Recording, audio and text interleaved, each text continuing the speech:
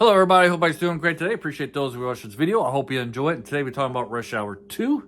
And for me, Rush Hour 2 is the best of the three Rush Hour movies. Jackie Chan and Chris Tucker got great chemistry in this movie. They play off each other very well in every scene. They're more free-flowing, it feels like. They actually know who these characters are, what kind of movie Rush Hour is.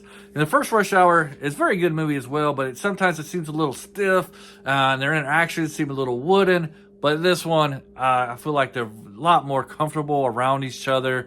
And plus, part there was a lot of pressure on them in the first Rush Hour movie. Like I said, I think that was Jackie Chan's first big American movie. And then he had Chris Tucker coming off of Friday.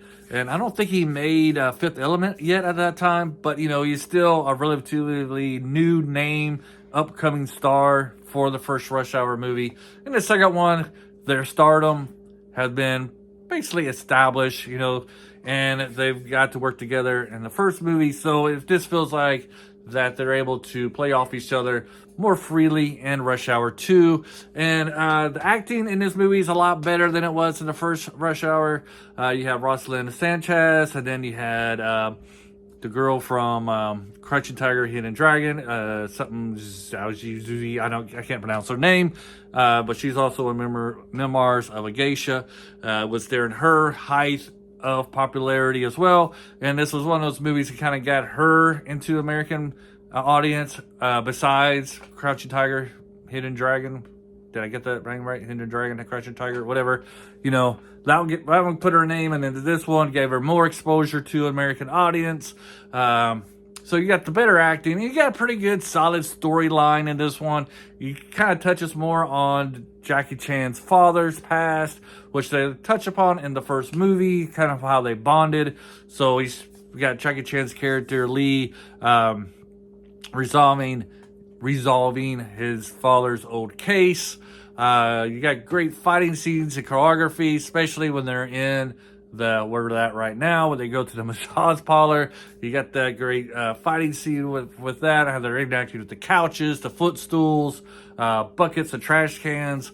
Might be the best fighting sequence in the series, but I don't know. I just got done watching Rush Hour 3, and it's right up there. Rush Hour 3 was a lot better than I thought it was the first time I watched it, but I'll talk about that next week.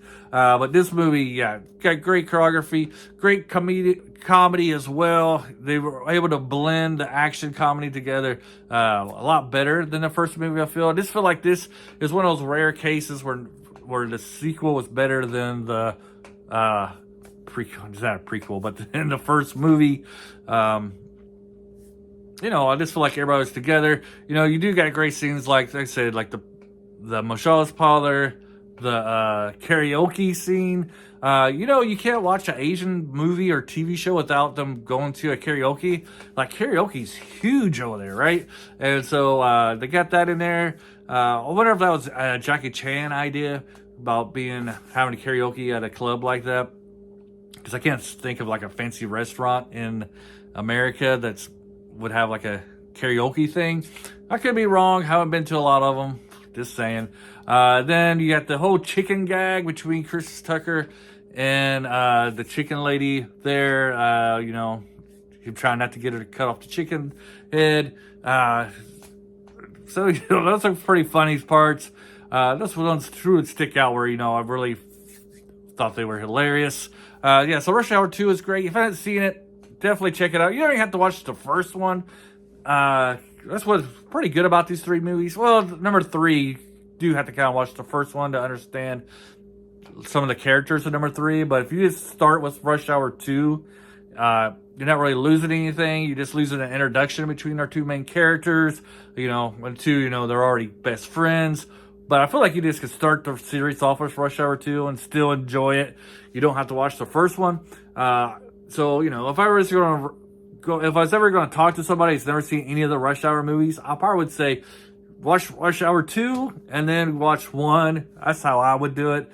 Because I don't know, like I said, I think number 2 is the best one of the trio. Do you agree with me? Do you not agree with me?